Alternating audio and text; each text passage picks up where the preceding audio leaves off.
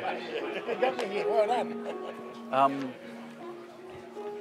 How'd it look? Do we have to turn it on or not? I don't know. No. I don't know. I didn't ask. Do we have to turn it on? Do we have to turn these on? It's all right. These, do we have to turn it on? No. You turn them on. Oh, good. Okay. So you can turn us off too. Oh, you can turn. Okay, fine. Then they're just gonna, when we know one can hear us. How are you? Yeah. Or if I say the wrong word, So at the boy, you're gonna lectern, cut it. will that be on or the we'll turn it off? Okay. Hi there, Jeff Copolov. Hi, how are you? Yes. We did. Yeah, that's all right. Ansford too. Not last year. I'm on next. I'm just the moderator. So we can walk a bit? Not at all. Okay. Nice to see you. Right, okay. Oh, I know. Putting it out there, what do you think? It's not what you see on the fashion blog. Simon. I Well can't done to read you. You notes. were very good. I can't read from notes if I ever talk. I just have to do it from my mind. So do I, and that's why I want. And I'll lose my place. But what the heck? Yeah. And I'm over it. when I get tired of talking, I'll just sit. over it. I don't plan on saying that. Do you go back after this, or are you here for a No, while? I'm here till Saturday. Okay. We have a couple of errands to run. Yeah, okay, great. So it worked out okay. Yeah. Pretty good. But you're what? Californian? California, right? Los Angeles. Okay, it's not so bad. That's a. It's still it's a time it whacks you out though. It's like coming here is not bad. Yeah, but going back, going from east to west. Yeah. But when you go from west to east, going home, I have to give myself a day to recuperate. Yeah, so I leave on Saturday. I leave here at 3 on Saturday, 3 p.m. Get home at 9 a.m. Saturday. So I have all of Saturday and all of Sunday to kind of, turn my hours around. And then Monday, dragging a little bit, but I can get into the office. Ethan Mills. Of course, everybody wants to debrief. We're not talking mic'd up. Cool. That's all right. We'll catch you later. I'm not staying. Not exactly like it. Oh, you're not staying? You're not doing dinner tonight? Yeah, I've been to the States a couple of times, and it really is like, whoa. Where have you been? Yeah. Oh, I mean all over. I'll catch you at lunchtime. New York. Okay, welcome back, ladies and gentlemen. Last Big time I went, country. that's huge. Last time I went to California, I got a Mustang and drove around. Soft top. Peter Savov, Then I thought I was really represents there. the Queensland contingent here today, has complained about the cold. I believe the hotel is trying to make it warmer, right, Kate? I just got the thumbs up there. Also had a question from one of the delegates, Cleoniki Rouse, from Montenegro Design Studio. She's asking about how to contact some of the panelists or moderators. I think the answer to that is once all the presentations are up on the site, the addresses will be there. That will be the easiest way. Otherwise, if you want to go through Brett Patterson of ISIS, that's also a way to do it. So thanks, Cleoniki. Also, just a reminder that that painting in the back is going to be drawn around the afternoon tea time. You have to put your business card in at the prototype exhibition. And last but not least, I've just been asked to, before we go to the next session, remind you about the award nominees. They are in your program. There are 9 of them. Rather than read them out again, I'll just ask for you to get involved. There's a voting form there. Put it in the box at the ISIS stand. That will close off at 4 o'clock, by the way, the actual voting, and then award it at the end of the day. Now, it is my pleasure to introduce Jeffery Copolov from Bates Smart, who is going to moderate the next session, International Hotel Design Trends, and a little bit about Jeffery. Is Jeffery mic'd up and ready? I am. Good. And your panel? They're over there. Oh, We're all waiting. ready. Boy, organised, Jeff. Organised. Jeff's the Interior Design Director of Bates Smart and one of Australia's most talented interior designers. With nearly 30 years' experience, he has a classically modern, timeless approach to design and a reputation for producing highly refined, carefully targeted and appropriately economic solutions. He is known for his relentless attention to detail. Obviously, you've seen that happen here, just getting everybody ready. Thanks, Jeff. Please come on up.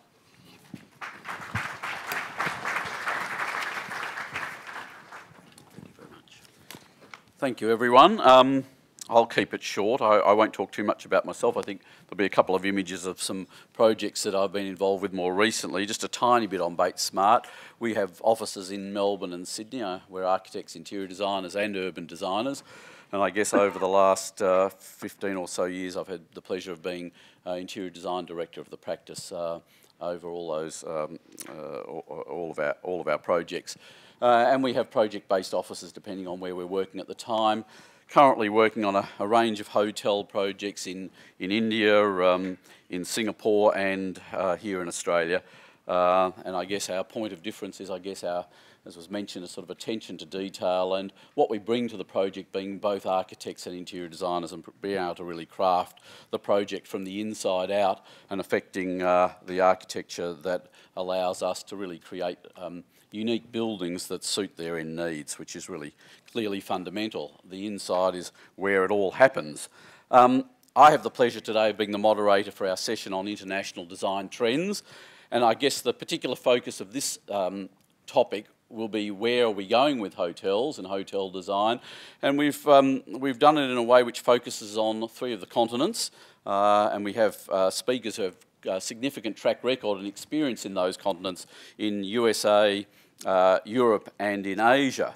And so I'll introduce to the stage those 3 guest speakers, and then after that I'll go through a range of questions, and then we'll throw it open to the floor with our Q&A session. I'll let Brett push me along when he feels it's time to do that. Just by way of introduction, have the pleasure of inviting Larry Lee he's a principal with Laurence Lee and Associates. His experience in hotel and resort design spans over 40 years, commencing with the Beverly Hills office of Hirsch Bedner back in 1972. I think he's only a tiny bit older than me. Tells me he's the senior person on the panel, so he must listen wisely. In 1981, he formed his own firm, specialising in hotel planning and design. Laurence Lee and Associates have completed projects throughout the United States, Asia and Australia, and has just recently completed the signature suites at the top of the new Darling Tower expansion for the Star Hotel and Casino. Then following that, we'll have Wade Little, who's a senior associate with Woods Bagot, based now here in Sydney, speak to us. Wade looks after their Woods Bagot's lifestyle sector and has recently spent the last few years travelling in and around to a number of the Woods Bagot offices located in not only Hong Kong, the Middle East, but more recently in the UK, and brings a European perspective to today's discussions. Wade is experienced across a diverse range of geographic regions and brings a unique perspective to the design process, especially in the areas of hotel hospitality and brand-oriented environments. And then finally, not at all at least, last we have Scott Whittaker, who brings an Asian perspective to our discussions today. He's the Executive Director of DWP Suters.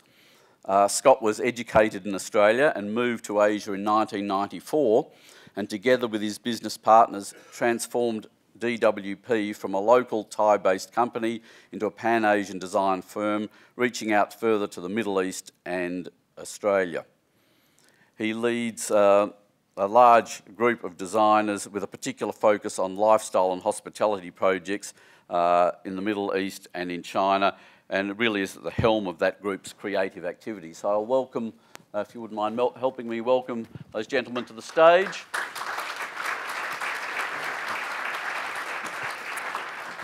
And I might hand straight over to Larry, who'll start his presentation.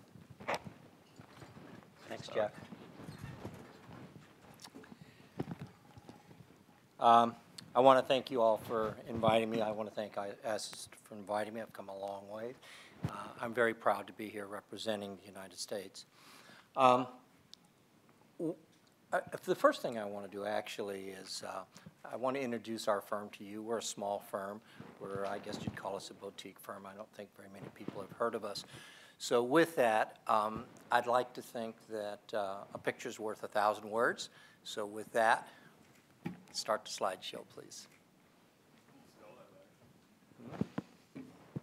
I had it first.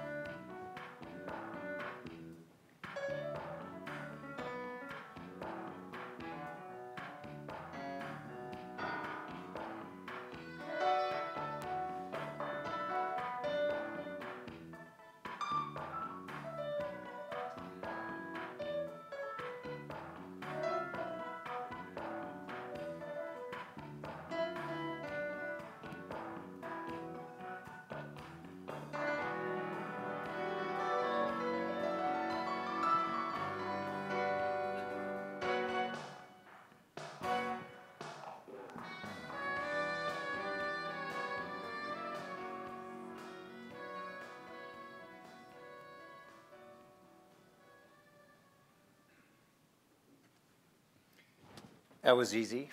I do speak a little, though. When ISIS first gave me the topic that we were going to speak on, International Hotel Design and Trends, and forgive me if I'm going to read, but I don't have that good a memory. We were supposed to speak on the United States, and so I thought about it, and I said, Brett, for 15 minutes, how am I going to speak for 15 minutes? And so I would go on Google, and I type in Google and say, how many words do you got to write for 15 minutes? And they go, oh, you got to write, 1,000 words for 15 minutes. So I start writing away, and I start, typing this thing out. And all of a sudden, I realized that I got too many words. This is a really broad subject, hotel trends, mainly because hotels come in a lot of phases. I mean, they're regional. We have luxury hotels, we have upper scale hotels, we have convention hotels, we have airport hotels, and then we also have different classes hotels or regional hotels. So you have the resorts, you have casino hotels, you have convention hotels. So I had to pick something, and so what I know the most really is recently, for about the last 15 years, we've been doing casino hotels. And that's really a microcosm in itself, because people go to these places, they want a lot of things, they expect a lot of things. At the same time, we have to understand what a hotel is. So I want to say a few things about what I feel about what a hotel is and what a hotel is supposed to give back and what the hotel is for. We don't travel to go to a hotel. We go to a hotel because we travel. And so the one thing that we need when we go to a hotel is it is, you know, a man's home is his castle. And when you go to a hotel, that is your security blanket. That room is your castle. So you need to depend on that room for security. You need to depend on that room for comfort. You need to depend on that room for a lot of things because it is your home away from home. That being said, it is design of that space is really a functional thing because it must function first. The design, the aesthetics are basically come after that. And to, I guess, excuse me while I go through this thing here. The aesthetic part of this thing is the form follows function, much like, and it's similar to, for instance, a restaurant. Form follows function. We go there to eat. Food comes first. The aesthetics is the ambiance. You may go there the first time you may eat. You look at the aesthetics. Wow, this is great. But once your food comes, there it is right in front of you. And you're not going to go back unless the food is good. Retail, same thing. We look to retail a lot. Retail is all about the product, displaying the product. The aesthetics is the backdrop that we give for that product. Hotel is the same thing. I started with Hirsch Bedner, actually Howard Hirsch, when it was Howard Hirsch Associates back in the 70s, early 70s. So I am the elder statesman here. As Clint Eastwood said, when you're old, you get to say what you want to say because you're old and nobody cares. But that being said, hotels is, and as to paraphrase Howard, he said hotel is theater. It's all about the people. We just provide the backdrop to it. All right, let me get to the meat of this thing and dispense with all of this rambling here. Okay. To talk about the trends, we got to know where we came from, and we got to know how we got to where we are today to know where we're going to go in the future.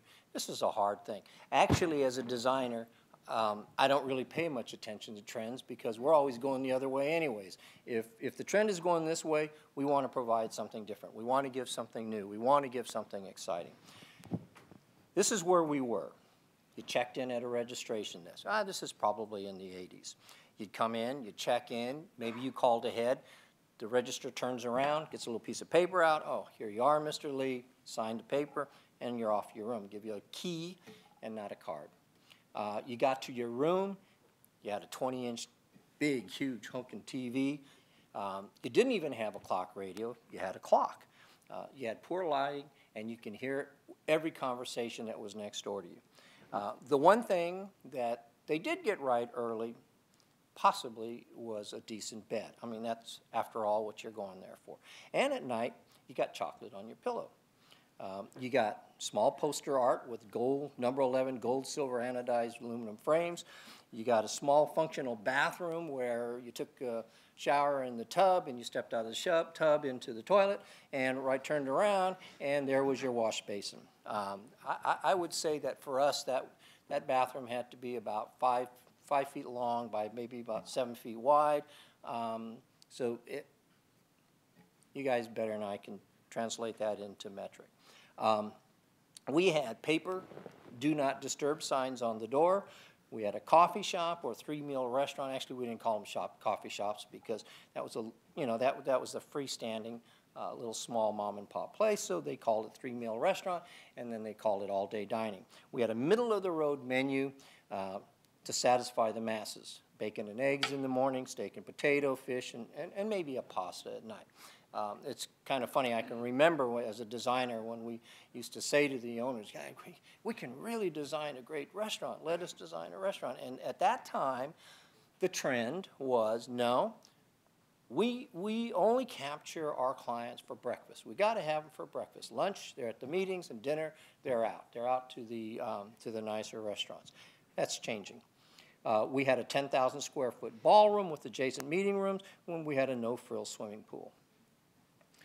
Where we are today, we've come a long ways. We now have paperless check-in. We can go to a kiosk. We don't have to go up to the front desk, punch in your reservation number, much like the airlines. And we have wireless concierge. You pick up your iPad. You say, go to a restaurant, it's all there. So we are now in the technology age. In the rooms, we have now a 50-inch flat panel LED, not LCD, LED TVs.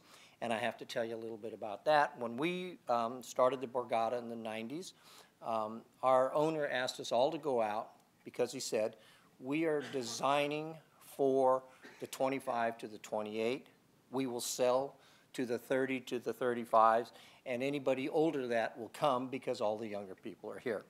So they said, ask, what do these younger people want so that you know what we want in the room.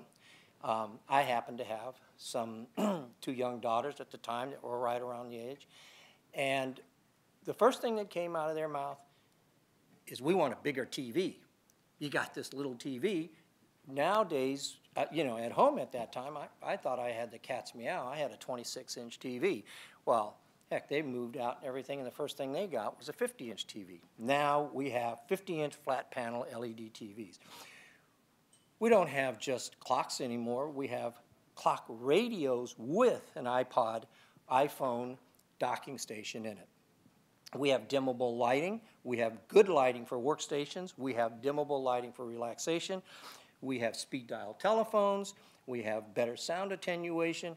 And we have a coffee maker and a mini bar. Mini bars are great. I don't know how many of you use them. Once you get by buying a candy bar for $10, you might think twice about it. But then again, maybe at 1 o'clock and you don't want to go down the corridor in your jammies and to the vending machine, it might be okay. So we have mini bars and coffee makers. We have now, thanks to Weston's Heavenly Bed, Barry Sterling, thank you very much. We have pillow top beds. We have turn down gifts, which are more than just, actually they're gourmet chocolates. If you go to Hawaii, you get little fish doodads on your pillow. But you get something different. A large-scale commissioned artwork.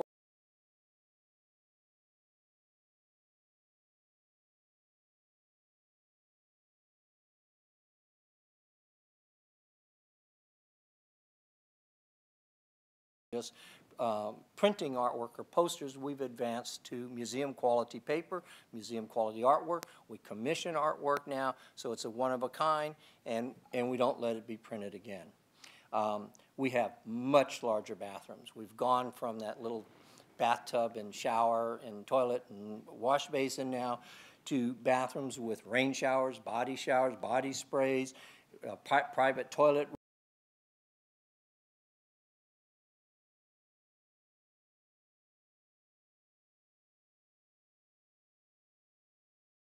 amenities.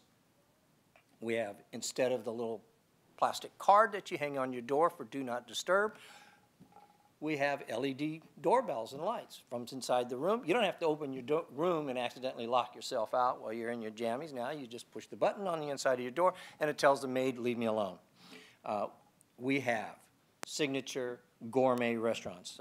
I heard the restaurant panel talk a little bit about the celebrity chefs. And that is a big thing today because hotels are always trying to give the client something new. They have to entice something in. So the latest trend was to bring in the celebrity chefs.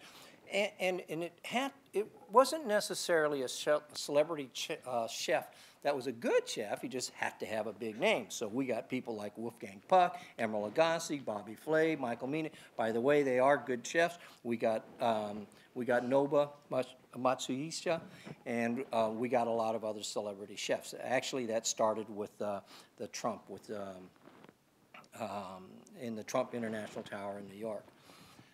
We now have, instead of the 10,000 square foot ballroom, we have 1 million square feet. We have 1 million square feet with 1.7 square feet of meeting spaces to go with it. And that's only the 5th largest meeting space in the United States. So maybe average right now. We have large shopping centers, everything to keep the guest happy and on your property, spend more money, shopping centers. We have entertainment venues.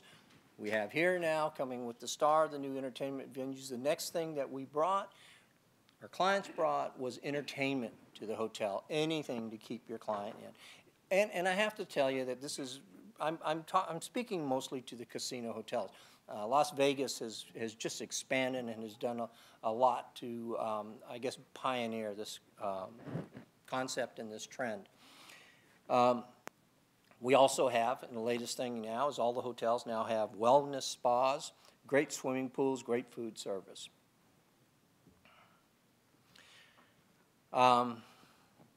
So, given all of that we have today and that we're all enjoying today, where do we go from here? So, your guess is good as mine. I'm in a win-win situation here because no matter what I say, you're not going to know for a year from now, and I'll be gone. So, but I did do a little research, and technology is wonderful. I mean, this thing is everything here. So here's what I discovered, and this is real. These are what they're coming up with. Women's only hotel rooms and floors. That makes a lot of sense. 50% of our business travelers today are women. The biggest challenge we had before was the security and the privacy of women. I see a lot of ladies out there, and I'm sure you could relate. A businessman goes on a business trip. He's with his colleague and say, come on in my room and let's discuss this before we go to our meeting, or let's go over our notes. Business ladies are going to be very hesitant to invite their coworker, be it male, into their bedroom. It's just not done. So now the hotels are saying, why don't we cater to these business ladies? It's going to cost you a little extra money, ladies. Nothing's for free, but there it is. Wellness rooms. The MGM Grand Los Angeles, the MGM Grand Las Vegas has now come up with this latest thing, which is the wellness room. We are on this huge health kick now.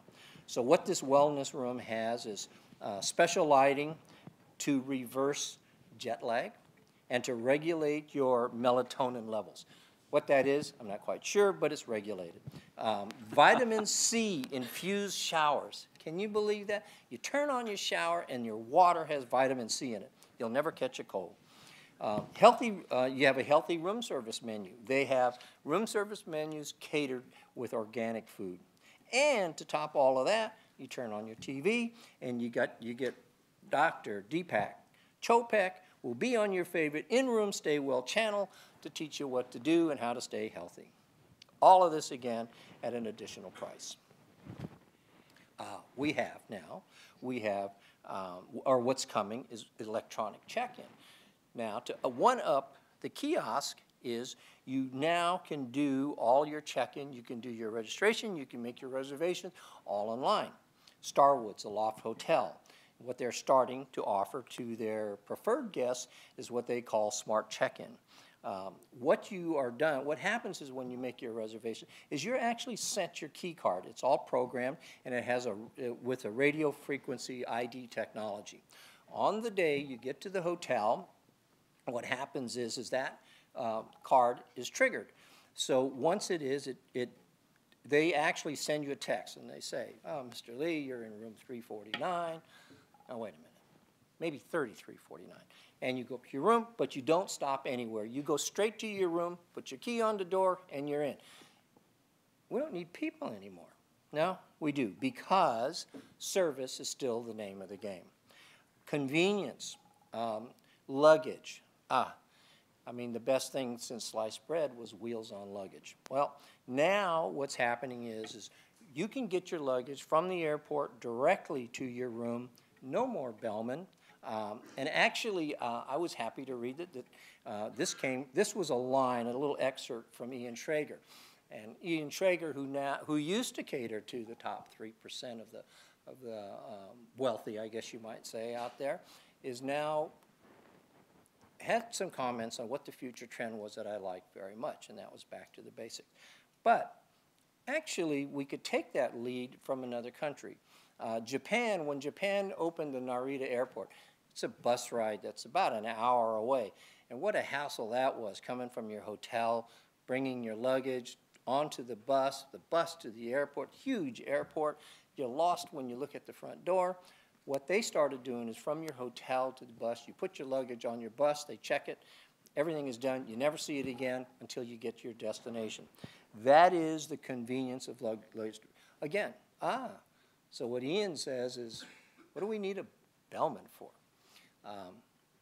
Social media, iPad apps, Facebook, Twitter, all part of the now generation.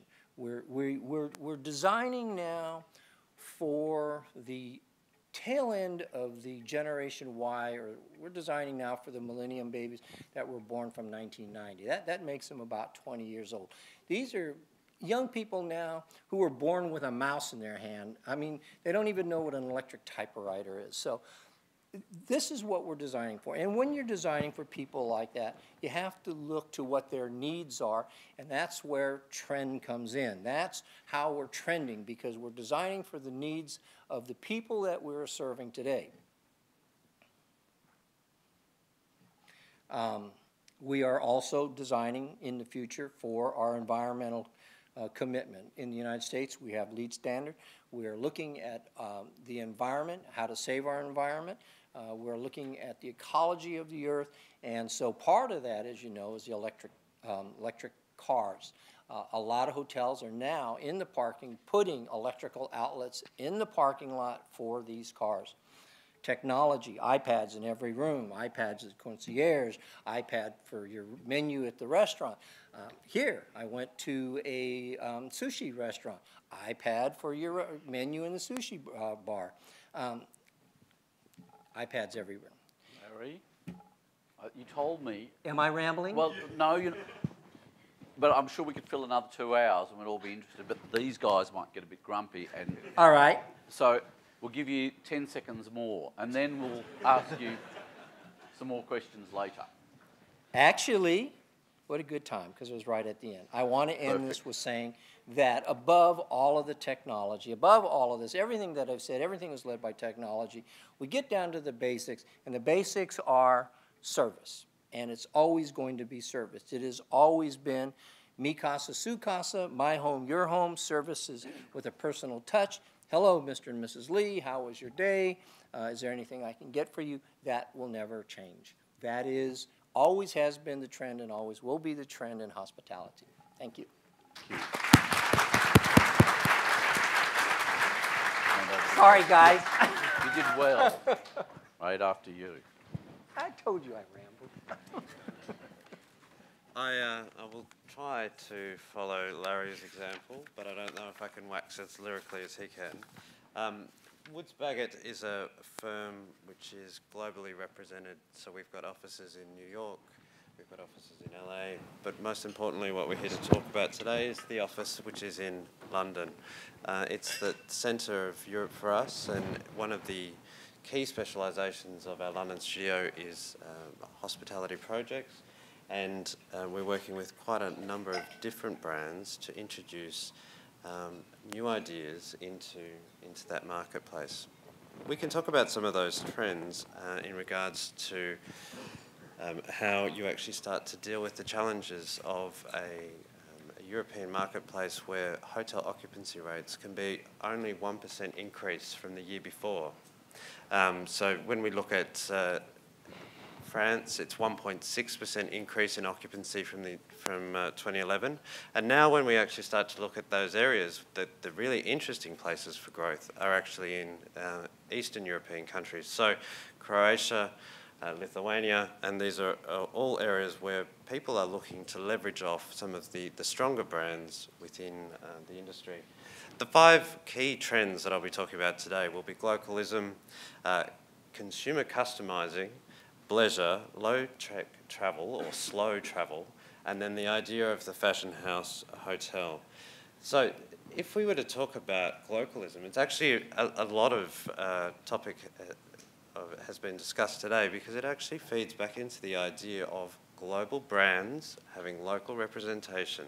This is a mechanism of bringing in the larger brands into a marketplace which then actually focuses on that site-specific design. So we get to think about ways of expressing individuality of that area. this is a really great example. I'm not only using Woods Bagot projects, but projects outside of Woods Bagot. Shangri-La have opened in 2011 in Paris. Very interesting project, 81 rooms. It's in a 19th century former palace, which was the accommodation for Bonaparte's grandson.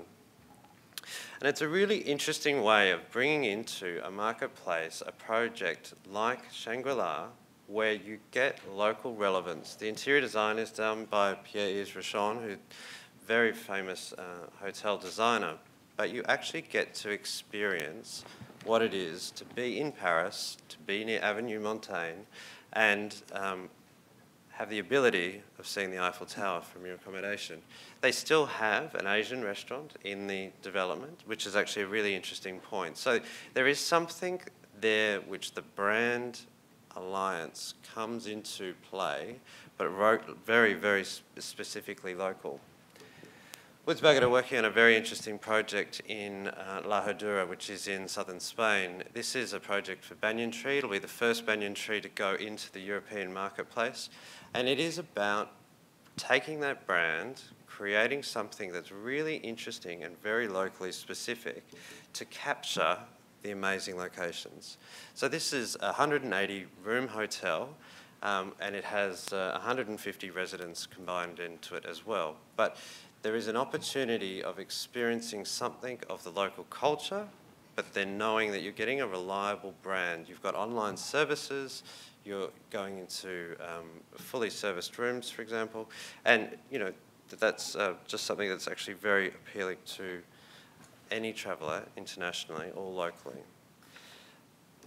The other one that we were talking about earlier on has been around consumer customising. How do you make every experience specific to that person who's visiting that location? What does it actually take to get someone to book your hotel? And I think we'll talk about this later on about the virtual hotel. But the idea that there has to be a point of difference. What will put you apart from everybody else?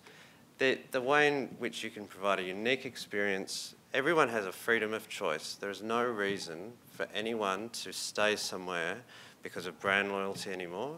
So what is going to be that moment of difference which will happen?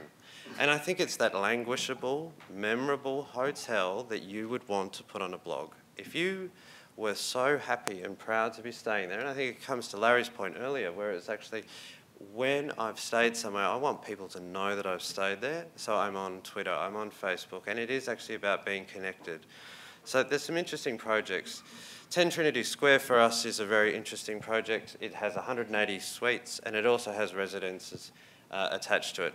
David Collins, a well-known interior designer in London, so we've provided something that's tangible and blog-worthy or brag-worthy, but also is imbuing the project, which is not a major brand. It's a project which is going into a former stock exchange building, but is actually located within, across the park to Tower Bridge and the Tower of London. So these are moments where you can actually start to capture something which is outside of your sphere, but then actually drawing down on the specific relevant nature of your location. Another one of our projects which is underway at the moment, which is a very exciting opportunity for us with Radisson Edwardian. You may be familiar with Radisson Edwardian in London. They have about 8 hotels, Bloomsbury Square, and also in Leicester Square. We're looking to completely change their brand for them. I don't know if you've been into a Radisson Edwardian lobby, but you'll know once you walk out, because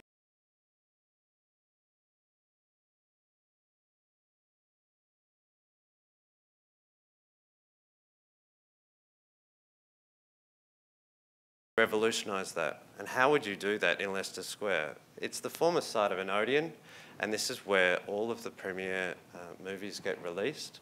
So celebrities, movie stars, all in this location. So the hotel is specifically a hotel-based movie club. And this is a really interesting idea. It's gone right to the very heart of a very specific, highly targeted, highly personal brand idea. So it's it will be a risk, and it'll be interesting to see how it goes through. But 400-room hotel with a cinema in the basement where the red carpet can roll up to watch the latest James Bond movie, I'm sure the occupancy rates will be reflective of that. The interesting thing that we've done in this project as well is actually put the foyer on the top of the building. So it's the idea that now you can whisk out of that hustle and bustle world and see some of the amazing sights which are London. Bleisure. I think we've no doubt all heard about the trends around bleisure and the idea that business life is bridging into our social lives. We all travel quite regularly for work. In the UK, 1 in 3 people travelling for work will be travelling with either a companion, a child, a friend, family. And this is an interesting area to think about, because now if those lines are starting to blur, how do we actually start to cater for that? If each of us are now carrying more than 3 personal electronic devices, what can a hotel room do to respond to that? And how do we actually then start to facilitate the business life across into the personal life? And one of the interesting projects that we've done for Bagot is Eccleston Square. It's a really small development. It's 39 rooms. It's 3 terrace houses which have been combined in Belgravia. And the rooms are tiny. It's 21 square metres. And the big investment in this hotel was actually to provide a business club-like environment. So on the ground floor, there is a bar and there is a bistro catered for 50 people. It takes along the lines of a Qantas Club Lounge, where you can actually perform your work duties while also being able to provide a social environment.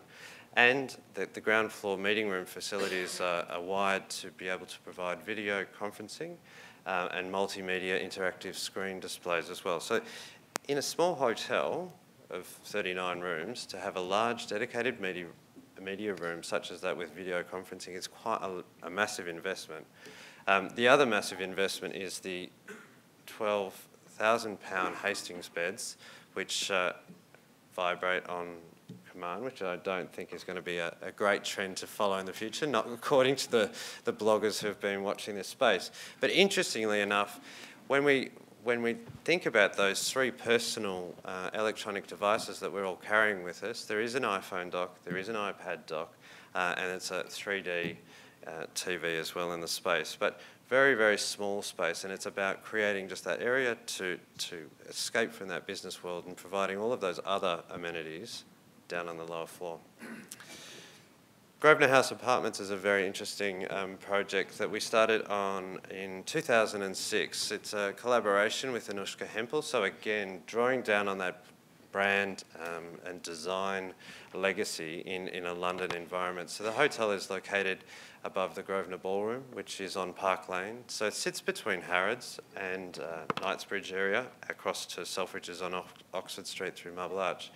It's an interesting project for us because it was the first time that we had started to work with a Middle East group that were coming into the London environment and wanting to provide somewhere along akin to the ideas that we've talked about with Asian hotels, where you do actually need to have a sense of privacy. So it's a very internalised design, but also it's quite important in the way in which it's laid out as a pied-à-terre style environment. So there is a great opportunity across the 4 large penthouses in this design for whole Middle Eastern families to occupy 2 or 3 floors at a time. So a development of 120 rooms, very mixed from studio through to penthouse design,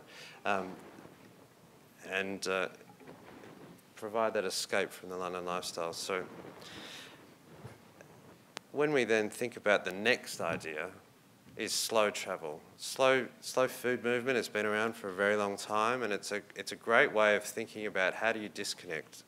If we're a bleisureite and we're trying to connect to every blog around, what's the antithesis of that? Which would actually be to disconnect and provide environments where you can actually start to engage with the location that you've moved to, and not necessarily need to be plugged in 24/7. An idea that you're off the grid and there's barefoot luxury. This is a beautiful little project in Sicily. It's 12 houses which were converted into suites. and you can tell that it's rustic, you can tell that it's engaged, but it also allows you to not have to be in the over-glammed, over-teched environment where you can start to recharge your batteries, if you like. Hotel alone in Croatia, so as I said, the 16% increase in hotel occupancies in Eastern Europe at the moment, and this is a very large development of 180 rooms. No, I got that wrong. 230 rooms. Located in an environment where you can start to really experience that lifestyle that you miss when you're in an inner city. So turn the phone off. It doesn't have to look like a cave as well, which I think is one of the really interesting parts of this project. But I think we'll start to see a lot more as people progress through the technology age into wanting to be a little bit more relaxed and disconnected. Fashion House Hotel was a really interesting idea. I think we saw earlier with the presentation from DBI, Palazzo Versace. It's been around for quite some time now, but now we're actually starting to see a resurgence in other smaller fashion houses bringing out hotels into the marketplace. There's two examples here. What they do is they create brand association. You look at it as a curated collection of something that has some heritage behind it, and really crafted and handmade projects. La Maison in Champs-Élysées by Maison Margiela is a really interesting project of 81 suites.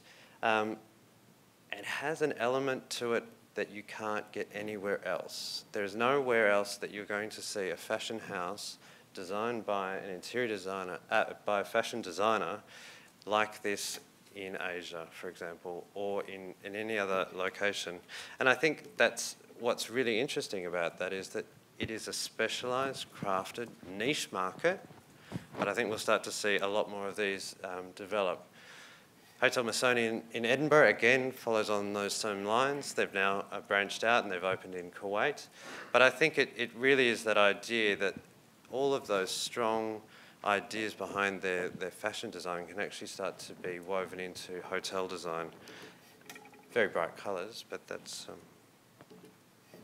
oops. There you go. So I think just with some of those trends, we can discuss about it a bit further and look forward to some really interesting questions. Thank you. Scott, after you. That was great. I enjoyed that.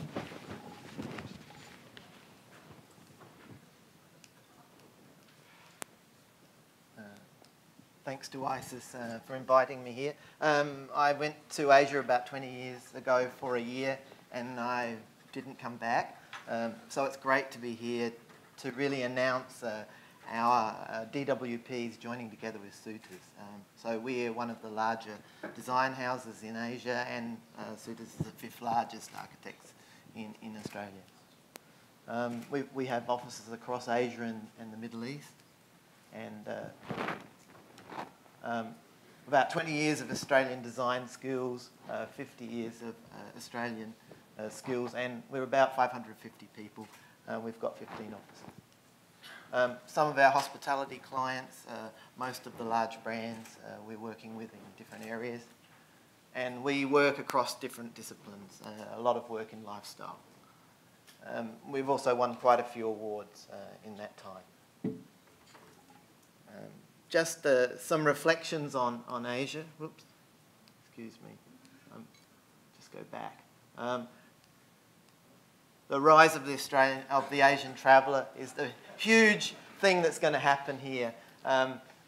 This was a picture I got from the newspaper. It was the week last week where everybody in China went on holiday. So Asians have a choice though, and they may not choose Australia, and I think that's what this group has to decide on. How do you get those people coming here and coming back again?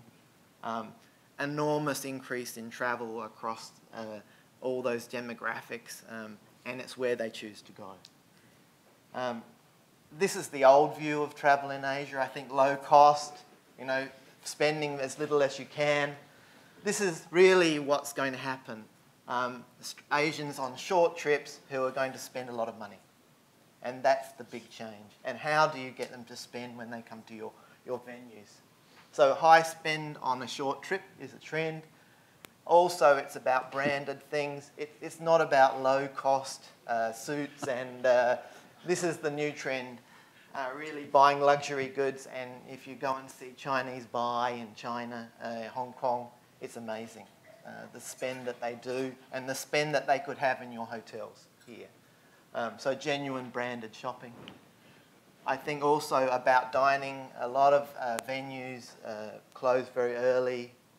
The Asian guest is going to expect that they have 24-hour food and service.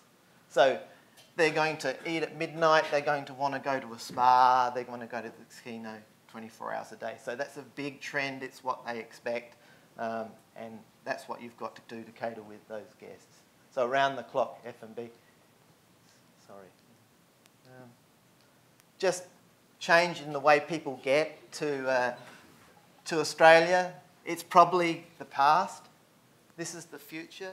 You're going to have people coming on different airlines, different carriers, and also low cost is the huge trend in Asia. So people will go on a low-cost airline and then spend a lot when they arrive. Huge growth in these areas. So the way people get here is going to be different. Some trends in hospitality we've noticed is rooftop destinations, Asian dining experiences, raised expectations of rooms, and refurbish. A lot of the hotels in China and the rest of Asia, they're only 10 years old. They may be going through their second refurbishment. Bring your own entertainment and lifestyle everywhere. So that was some trends. We've done a lot of rooftop restaurants. Hospitality really is a stage for people to live, and it's great. The restaurant and bar that we did in Bangkok was featured in this film. It's an amazing place in Bangkok. It was a derelict building. It was 64 stories. This brought it back to life, and now the building is successful. And we're doing these types of bars and restaurants across Asia.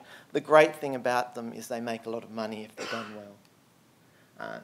This restaurant exceeds the F&B revenue of the 3 major 5-stars that are next door.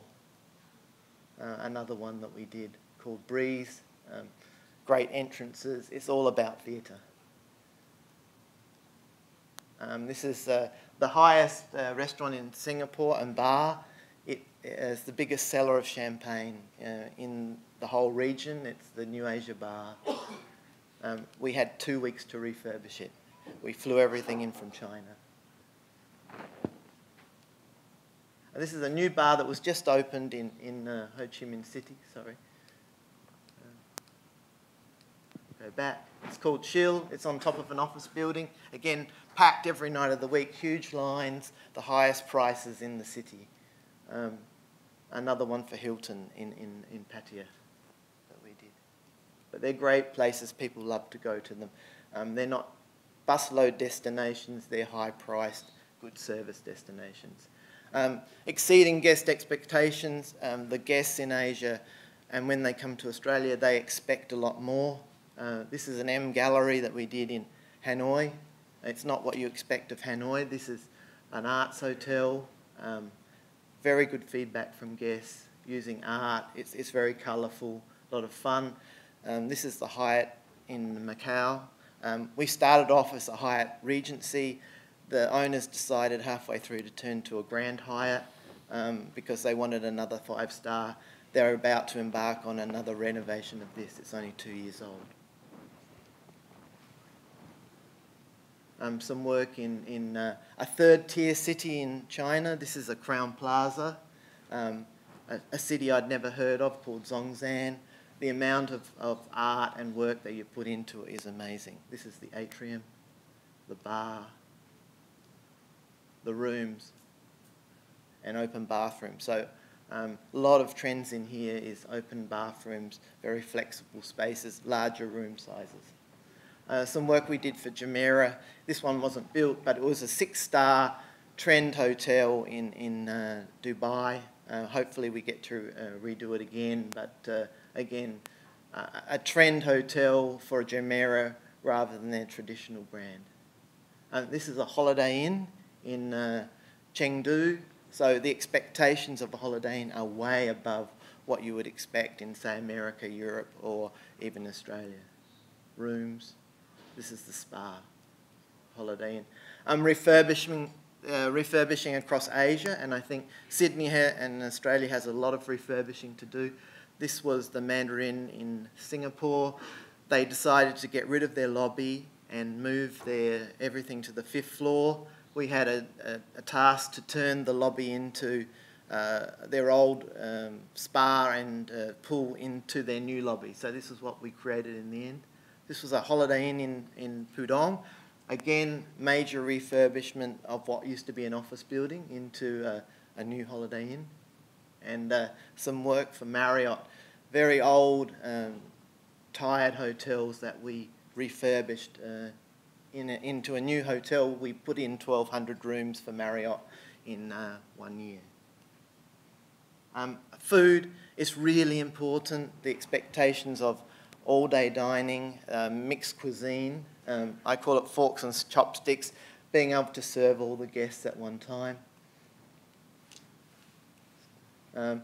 This is again in the Mandarin. A lot of open kitchen, ability to cater for multiple cuisines. This was a great project we did for Accor. It's a bakery and a bar, so it was selling patisserie and wine, so very interesting concept. And some of the open all-day dinings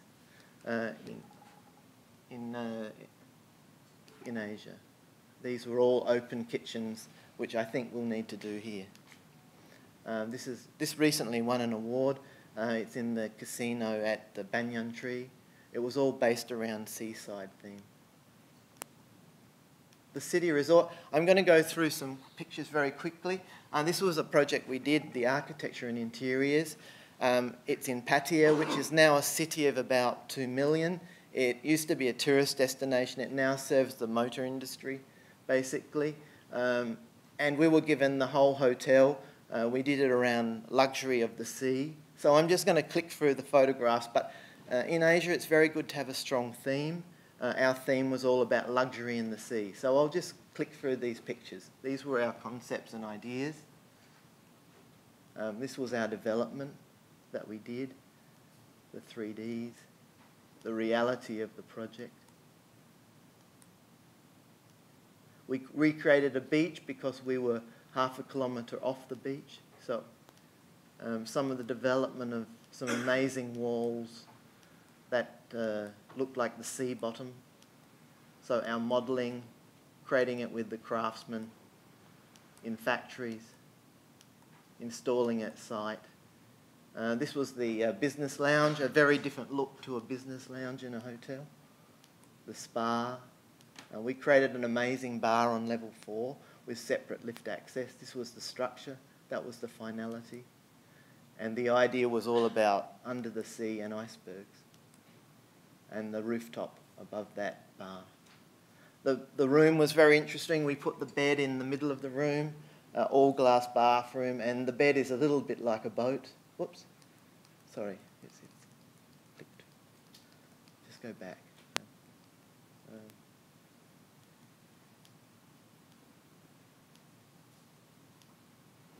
So that's the bedroom. Oh, I don't know. Excuse me.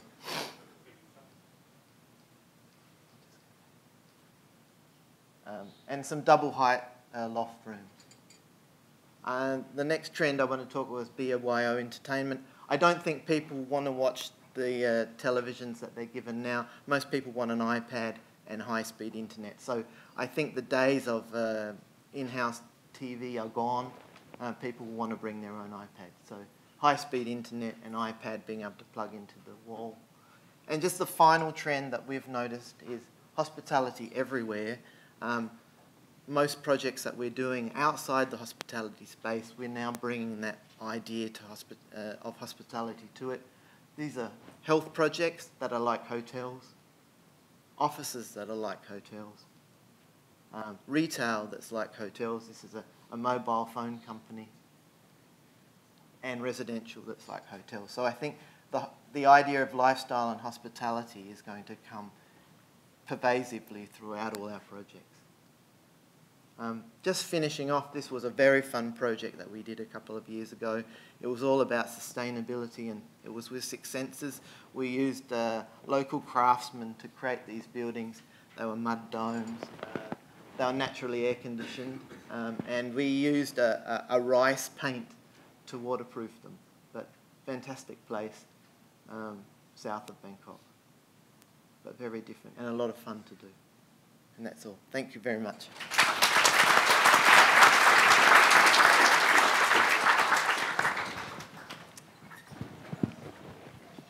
Well, thanks very much, Scott. That was a fabulous presentation. What I want to do now is just go back on some of the issues that have been raised in the three presentations. And I guess in concentrating on trends, there's no doubt that it's very difficult to sort of predict what the future's about. I haven't got that crystal ball, I've got sort of crystal glass, but I think one of the things that is going to be fundamental is technology. And I've been thinking a fair bit about sort of the virtual hotel, and in fact, the decisions that people make. It's one thing to get guests to your hotel, and you've really, you know, already, in doing so, you've already achieved your room occupancy for that night. But I guess one of the big things is how do you get them there in the first place?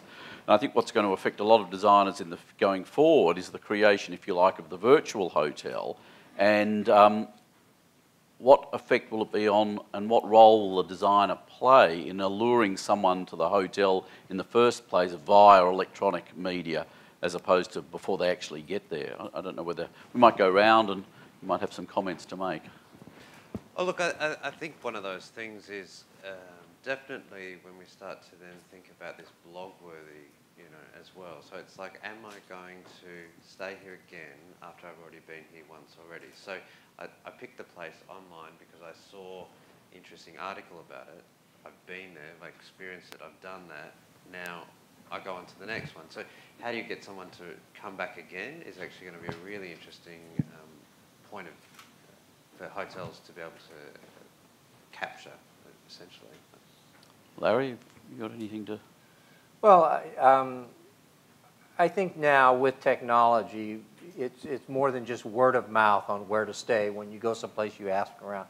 But now you go online. And so what all of the hoteliers are doing now is putting their hotel online and actually having a movie or having something where you can go 360 on the room. You can see the room. You can actually see into what you're getting. In the old days, you know, it was not unusual for the hotel people of this little small hotel to take a picture of their pool with the wide-angle lens, and so you look like you had an Olympic pool. And when you got there, you know, you had a little waiting pond. Well, those days are over, and so now you do get more of a virtual look at the entire hotel.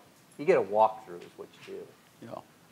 Yeah, I thought, Wade, just moving on to some other issues that you raised at the very end, particularly with the environmental aspects with the domed mud brick adobe style building and the environmental use of appropriate paints and so forth. I think the other clear significant impact is going to be in the environment and the responsibilities we have of designers of creating architecture and interiors that are much more environmentally responsible. What other developments have you seen already in that area, and how do you think it's going to impact us in the future? I mean, I think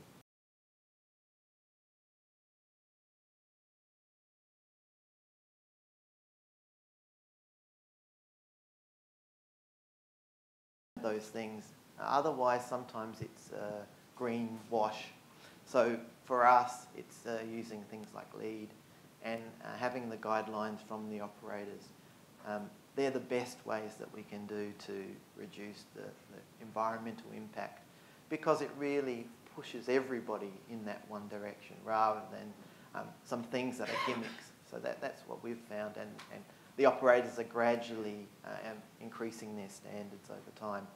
I think in China, you look at, it's still lip service, but you can see that changing, Australia and America. Thanks, Scott. other areas of sort of technology change that we think will come about within the rooms? Does anyone got any thoughts on that? I mean, obviously the large screen, the docks, and so forth, but any other trends that you're picking up on?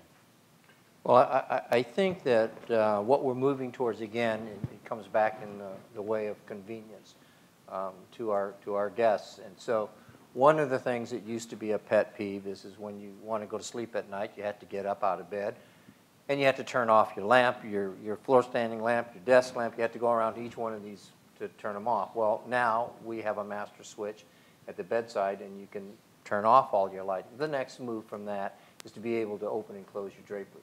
And more, right now we're doing motorized drapery, motorized window treatment in the suites.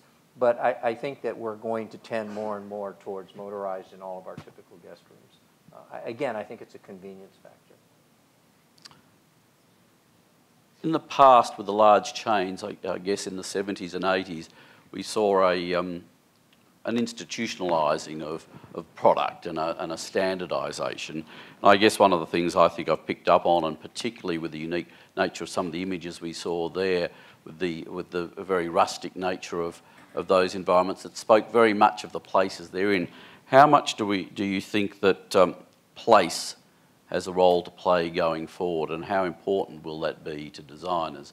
And in fact, as we see it, we see more and more design firms, such as those at the table here, doing more and more work beyond the places where those practices have been traditionally located. And so by that very nature, I guess we're seeing a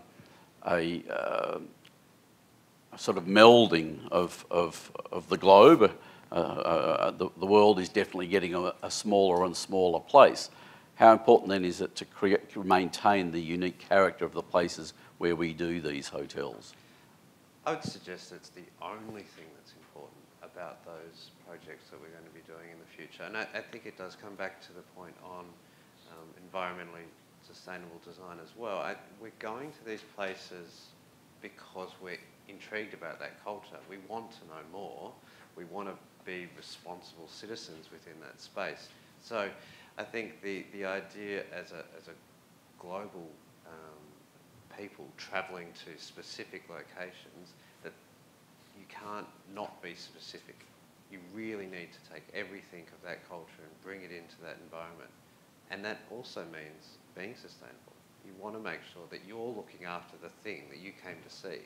You know, you want to make sure that the hotel is dealing with that location in a way which helps to foster that local culture, not to its detriment.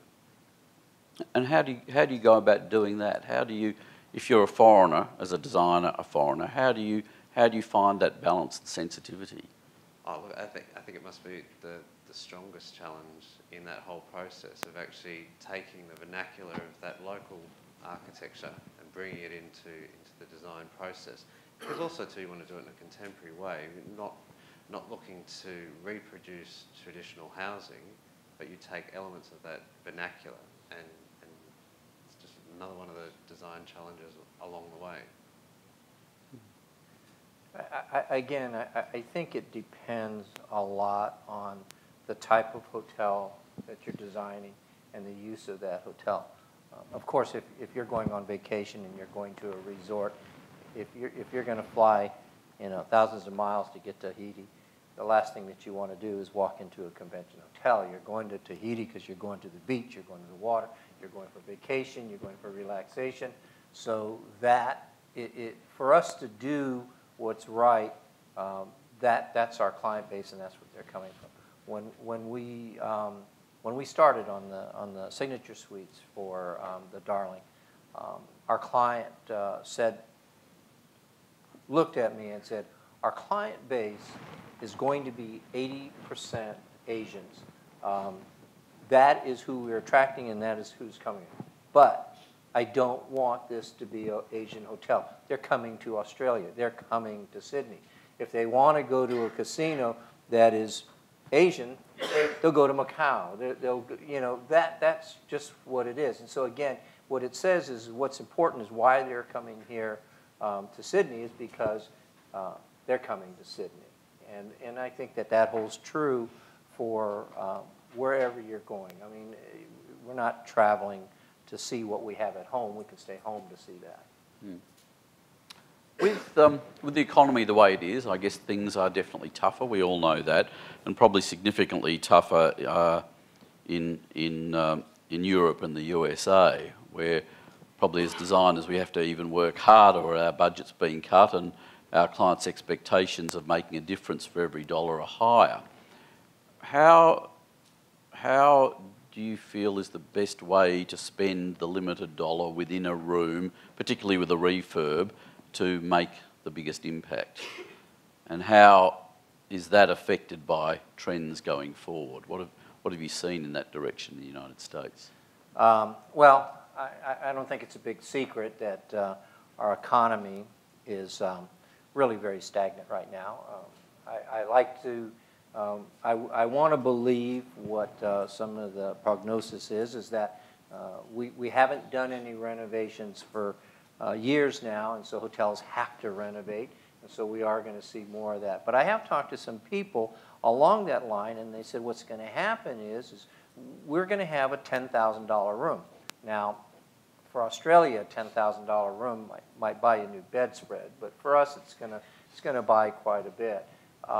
But it's going to be a soft refurb. We're not going to be able to gut the bathrooms and put in all of those things. For $10,000, what it is going to be a fresh look. It's going to be changing the case good, changing of the carpet and the bedspread. It's going to be a really largely surface aesthetic change. But that's good because it's a fresh product. It's new packaging is what it is. Scott, you clearly you do a lot of work in and around Asia, and I guess the most significant changes there has been the sort of upward mobility, particularly of mainland Chinese, and they're becoming much more widely travelled, and their expectations. What are your sense of the trends there, and what that changing demographic is going to bring to hotel design? Expectations are enormous in China of a hotel, and the quality of the hotels that have been built in the last couple of years, where there's been brand creep, as we've talked about earlier. I think expectations are really on the room, the bathroom, probably downplaying of the bath and large showers, but basically a bigger room, brand new fitments in all of those areas, and really great F&B. And the expectation is that when they travel overseas, that they'll be able to get that same quality, and I think that will be the disappointment when somebody in China can choose to go to Singapore or can go to Australia, and they have a choice between a new room stock and an old room stock. They're going to pick the new one, and that's, I think, the challenge here. How you can make the finances work and still attract the guest. Now, I went for a trip to Europe with a group of Chinese, and they were utterly disappointed in the rooms across Europe that were all 500 euros and above. They didn't mind spending the money, but they expected the quality. A greater value for their spend. We were having a discussion earlier this morning about today's topic, and Larry came up with a very cute list of things that were, rather than the trends on the way in, you had the trends on the way out. And I thought it would be quite a nice way to finish, because I thought there's some nice items there, and maybe before we throw to the questions to the floor, you might take us through some of those. In my research, and so if we have some hoteliers out there, please forgive me. This didn't come from me. I got this from NBC News, which they have a program called Travel Kit. So, and I thought it was kind of cute. So, and whether you agree or not is okay. Number one, the pillow menu came about in 1997. I don't, as a matter of fact, I'm staying at a place now that has the pillow menu, but I'm not quite sure when the last time anybody thought to order another different kind of a pillow. Pillow is a pillow, you expect it. If you are really that picky about your pillow, you're gonna bring your own pillow. Club lighting, also in where I'm staying, they have lighting around the bed that actually changes color. I can't phantom this trying to go to sleep with the color going from red to blue to purple to yellow. That came out around 1998. The hotel channel. Now, a lot of people probably like the hotel channel. You're new, you haven't been here before. But man, I can't get through that fast enough to get to the movie channel. Here's a good one, and I never would have thought of this, but I think we have Paris Hilton to thank for this. The Canine Concierge. True. Came out in about 2006, and with that little dog that she carries around, I guess, you know, the hotel people thought, well, maybe this is a good trend. We'll start to cater to this. One that I'm not sure is going to go away, unfortunately is probably here to stay, is the mandatory resort fee. You know, it's another way to up your room rate without upping your room rate, and that is when you get a resort fee. And actually, that is a dilemma that a lot of the hotel people are facing right now, is how to get their room rates up because of our economy and without turning off their clients. The all-in-room room controller and the motion sensor mini bar. I remember the first time I came across this. Oh, this is nice. How many calories in this candy bar? Put that sucker back. It's too many calories. You go to check out. Oh, yeah, Mr. Lee, that'll be $10 for that candy bar you ate. And last but not least, the bath butler. I'm not quite sure who came up with this idea, but somewhere around 2000, you can get on your phone and you can call somebody and they will draw your bath for you. Yeah. Okay. I'm not sure, but so not all the trends are good. I don't know whether Scott or Wade have any to answer to the what's going out list. I'm sure everybody could add a few to those. For me, it's complicated room control. Yeah, I think that's probably That number one. Yeah. The all-in-one room controller. Yeah. We might end up with sort of Siri in the room, turn off my lights. But I think that'll get even worse, because my experience from that is she never answers. I was at the Marina Bay Sands last week and I had to go and get the room towels and drape it around the lights of the bedhead because I could never work out how to turn it off. Yeah. And finally they came and they ended up pulling the wires out. So they didn't know how to turn it off. Yeah, I firmly believe the residential approach to the switch is near the door, that's where it goes off, and at worst you get a two-way switch. So I entirely agree. We might throw to the floor. I see the Q&A sign up. Any questions? No question. Yes, over here.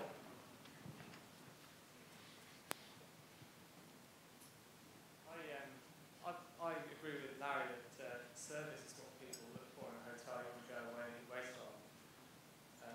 And also I think it's very important. I just wonder if the panel think that following trends and pushing trends sometimes goes away from the two key elements. And just for the answer, I'd like to share it. I went to a hotel in Toronto a few weeks ago. Only just opened, and was told when I moved into my room, here's your iPad, there's no telephone, there's no room service menu, FaceTime and share, tell him what you like, and he'll make something for you. I don't want to FaceTime anyone in my pants.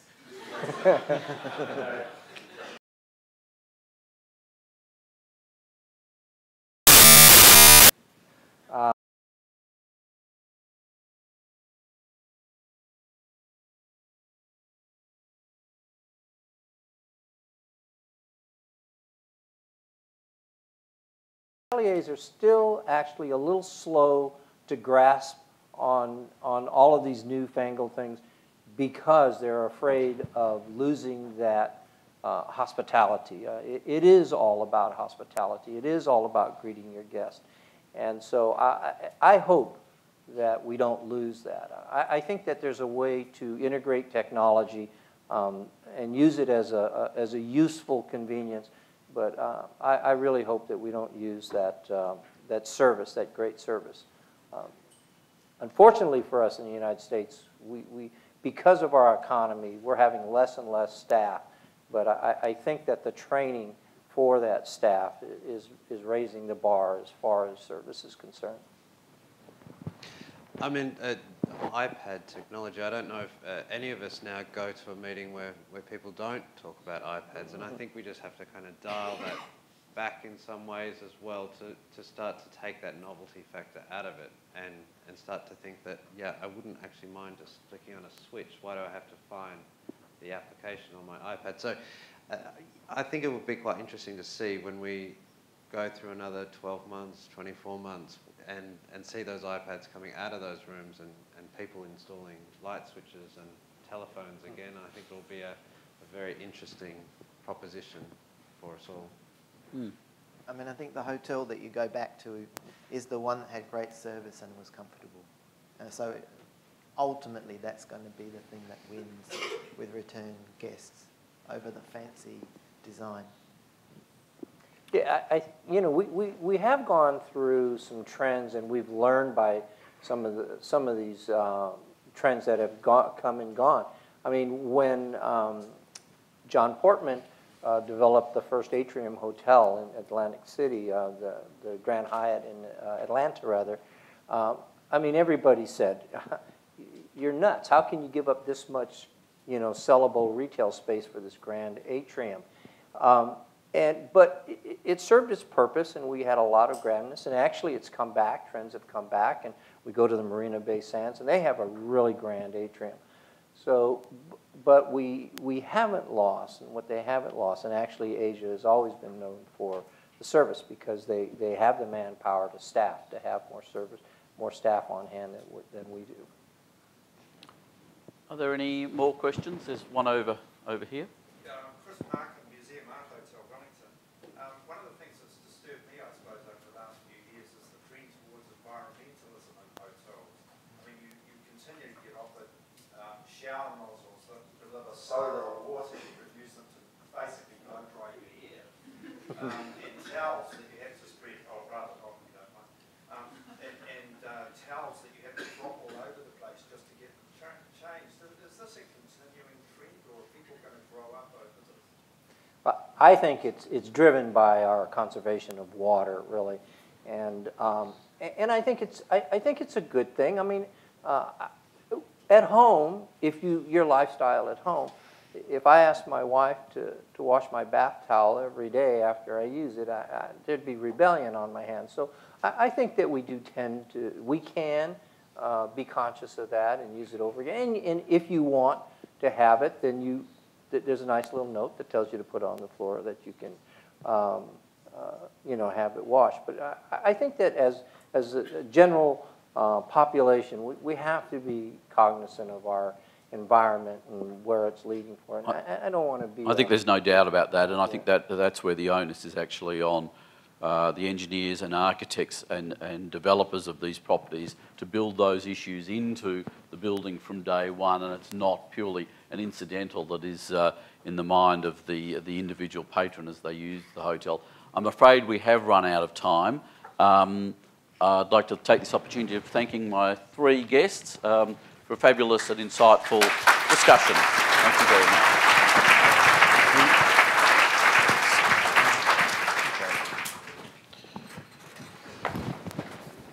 Thank you. It is lunchtime. Just a reminder again to vote for the design in nominees. You've had 9 nominees. And that voting form should go into the ISIS box out on their exhibit. And also, please, your business card into the prototype exhibit for the Canvas and Canvas artwork. Please be back on time, ladies and gentlemen. 11:30. Thank you. Have a nice lunch. You're like a dwarf here.